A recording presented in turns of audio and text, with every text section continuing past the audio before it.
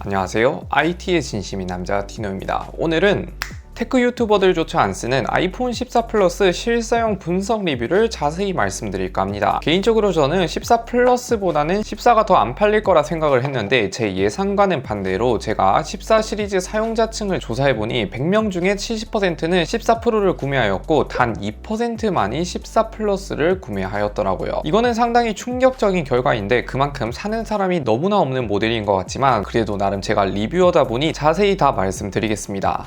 외관을 봤을 때 전작과 같은 대각선 카메라 배치에 딱히 달라진 건 없고 6.1인치 아이폰에서 크기만 좀 더 커진 느낌이 들어요. 그래도 자세히 살펴보면 카툭티가 조금 더 커졌습니다. 더블 카툭티 느낌이 있지만 프로에 비해서 이 정도면 양반 아닌가 싶은데, 그리고 카메라 크기도 프로에 비해서 비교적 차지하는 면적도 작고 크기 대비 비율은 저는 프로보다는 플러스가 그나마 낫지 않나 라는 생각이 드네요. 그리고 카메라 크기도 보면 프로에 비해서 비교적 차지하는 면적도 작고 크기 대비 비율은 저는 프로보다는 플러스가 그나마 괜찮지 않나 싶어요. 디자인이나 밸런스만 놓고 보면 저는 플러스가 더 좋다 생각이 됩니다. 그리고 색상도 보면 제가 퍼플 컬러로 들고 왔는데 이번 일반 아이폰 14 가장 베스트 컬러는 퍼플인 것 같더라고요. 실제로 여태까지 본 퍼플 컬러 스마트폰 중에서 개인적인 생각이지만 14 시리즈 퍼플이 가장 잘 나왔지 않나 싶어요. 실제로 실내에서는 연한 보랏빛이 드는 느낌인데 야외에서는 언핏 보면 2초 스트라이트 색상 느낌? 뭔가 오묘한 느낌이 들어요. 쉽게 말해서 물 빠진 파스텔 톤 느낌을 좋아하신다면 이번 퍼플뿐만 아니라 다른 컬러들도 좋아하실 것 같습니다. 무게도 보면 이 친구가 203g인데 예전에는 스마트폰이 200g이 넘어가면 뭔가 큰일 나는 것 같고 굉장히 무거울 것 같지만 요즘 웬만한 스마트폰들이 200g이 넘어가는 시점에서 이제 이 정도 크기의 이 무게는 무거운 느낌이 크게 안 들지 않나. 가볍다는 건 절대 아니고 묵직한 느낌이 들어요. 6.1인치 프로는 크기가 작은데 14 플러스랑 동일한 무게라 무겁다 느껴지는데 14 플러스는 크기가 커서 그런지 체감상 무겁다기보다는 묵직하다로 정리하면 될 것 같아요. 외관 간단하게 정리하자면 전작이랑 똑같은 디자인이지만 크기가 커진 거 나름 볼만하고 색상도 잘 뽑혔다 이렇게 정리해 드릴게요.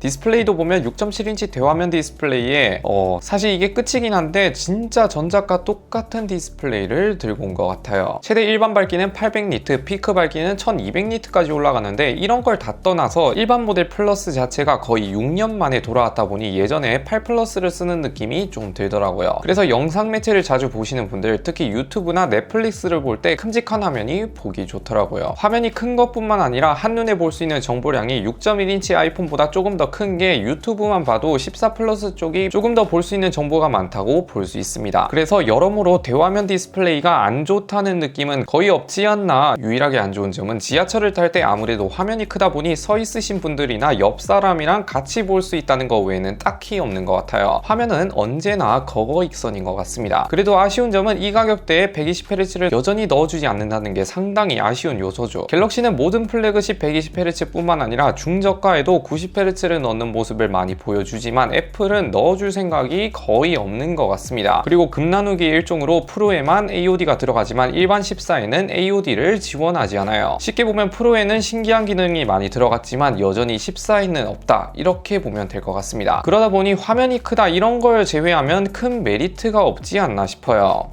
성능도 한번 보면 아이폰 최초로 전작 칩셋을 재활용해서 원가 절감인지 이것도 금나누기인지는 모르겠지만 A15 칩셋에 전작보다 코어 수가 하나 더 많은 칩셋이 들어가는데 쉽게 말해서 13 프로 칩셋을 재활용했습니다. 바로 긱벤치 5 스코어로 보면 싱글 코어는 1700점, 멀티 코어는 4500점대인데 14 프로랑 비교해보면 10%에서 20% 정도 차이가 나는 모습을 볼 수 있습니다. 그래도 이 정도 퍼포먼스는 실사용 시 아무 문제 없는 수준이고 스로틀링 테스트도 보면 피크 점수는 3000점으로 14 프로보다는 조금 낮지만 발열을 해소할 수 있는 면적이 커서 그런가 안정성은 75%대로 스로틀링이 걸린다 해도 원성능의 75% 수준을 꾸준히 유지하는 모습을 보여줍니다. 결국에는 게임 성능은 스로틀링 시에 14 프로랑 비슷한 수준을 보여준다 볼 수 있어요. 이제 대망의 카메라도 봅시다. 카메라 인터페이스를 보면 아이폰 11을 기점으로 14랑 별 차이가 없는 모습을 보여주죠. 더블 카메라 렌즈에 망원이 없다 보니 광각이랑 초광각만 지원을 해요. 그래도 이번 아이폰 14는 새로운 소프트웨어 기술인 기존 디퓨전보다 한층 더 강화된 포토닉 엔진을 이용하면서 더 많은 이미지를 하나로 합성해준다고 하는데 막상 사진을 찍어보면 주간에서는 아이폰 13이랑 구분하기 매우 힘들지 않나 싶어요. 그만큼 여전히 잘 나온다는 소리겠죠. 요즘 주간 사진 퀄리티는 여기서 더 발전하기 힘들지 않을까 싶을 정도로 HDR 구분이라든지 이미지 프로세싱 처리가 매우 상향평준화가 된 것 같아요. 대충 찍어도 작품 같은 게 많이 나옵니다. 초광각도 마찬가지로 광각과 비슷한 수준의 품질을 보여주죠. 그래도 초광각은 아직까지 복잡한 물체를 찍으면 살짝 번져서 나오는 느낌이 여전히 존재하긴 합니다. 야간 모드도 보면 솔직히 말해서 광각은 전작과 비교해볼 때 차이점이 거의 없을 정도로 매우 비슷한 수준을 보여주는 것 같아요. 굉장히 어두운 환경이 아니고서는 예전과 같은 품질을 보여주지만 초광각은 확실히 육안으로 비교해봐도 조금 좋아진 느낌이 들더라고요. 14 프로랑 비교해보면 14 프로 쪽이 조금 더 좋지만 아이폰 14 초광각도 이 정도면 상당히 쓸만해진 수준이지 않을까 싶어요. 영상도 보면 아이폰 14 시리즈부터 액션 모드라는 게 새로 생겼죠. 기존 화각보다 조금 더 크롭하는 대신 짐벌처럼 매우 안정적인 영상을 보여주는데 이게 초광각을 활용해서 그런가 조금만 어두운 환경이면 영상 퀄리티가 급격히 안 좋아집니다. 조도가 어느 정도 확보된 상태에서 촬영이 되고 조금만 어두워도 빛이 더 필요합니다 라는 문구가 뜨더라고요. 이 점은 참고해보세요. 이제 배터리도 볼까요? 본론부터 말씀드리자면 아이폰 14 플러스에 가장 만족하는 점이 배터리라 할 만큼 굉장히 오래 쓸 수 있습니다. 아침에 100%로 이것저것 만지고 자기 전에 항상 30-40% 정도가 남아있더라고요. SNS나 웹서핑만 쓰는 패턴으로 보면 50% 사용 시에 4시간에서 5시간 정도를 사용할 수 있습니다. 100% 사용 시에는 평균 10시간 정도를 사용할 수 있어요. 스마트폰 오래 사용하시는 분들이라면 분명히 만족하실 것 같습니다. 야외에서는 아무리 사진을 찍고 해도 100%를 다 써본 적이 없는 것 같아요. 그런데 물리적 배터리 용량이 많아서 그런가 애플 정품 충전기 기준으로 30분 충전에 50% 정도가 차고 1시간 충전에는 80%, 완충에는 무려 2시간 가까이 걸리는데 충전 출력이 작아서 조금 오래 걸리는 편인 것 같아요. 배터리는 오래 가되 충전은 조금 오래 걸린다로 볼 수 있겠네요.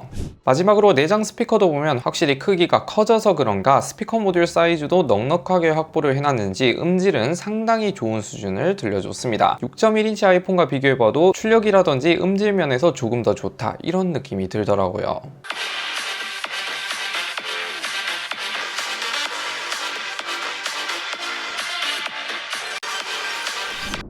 이렇게 유튜버들한테도 버림받은 아이폰 14 플러스 실사용 분석 리뷰 거의 3주 동안 써봤는데 저는 나름 14 플러스를 괜찮게 봤지만 현실은 그렇게 잘 안 팔리는 것 같더라고요. 일단 좋기는 좋은데 전작과 비교해볼 때 너무 바뀐 게 없고 크기만 커졌으면 스마트폰 배터리가 오래 간다는 걸 제외하면 새로운 특징이 거의 없지 않나 싶어요. 무엇보다 가격이 135만원이라 조금은 부담스럽긴 하죠. 아무튼 나름 나쁘지 않은 스마트폰이지만 이 상태로 계속 안 팔린다면 나중에 수시로 할인을 하지 않을까라는 생각이 되네요. 아무튼 저는 구매를 말리진 않겠지만 지금 사나 나중에 사나 괜찮을 것 같아서 배터리를 중요시 여긴다면 추천드릴 수 있을 것 같습니다. 아무튼 오늘 영상 여기까지 시청해주셔서 감사드리고요. 영상 마음에 드셨다면 구독, 좋아요 한 번씩 눌러주시면 매우 감사드립니다. 안녕히 계세요.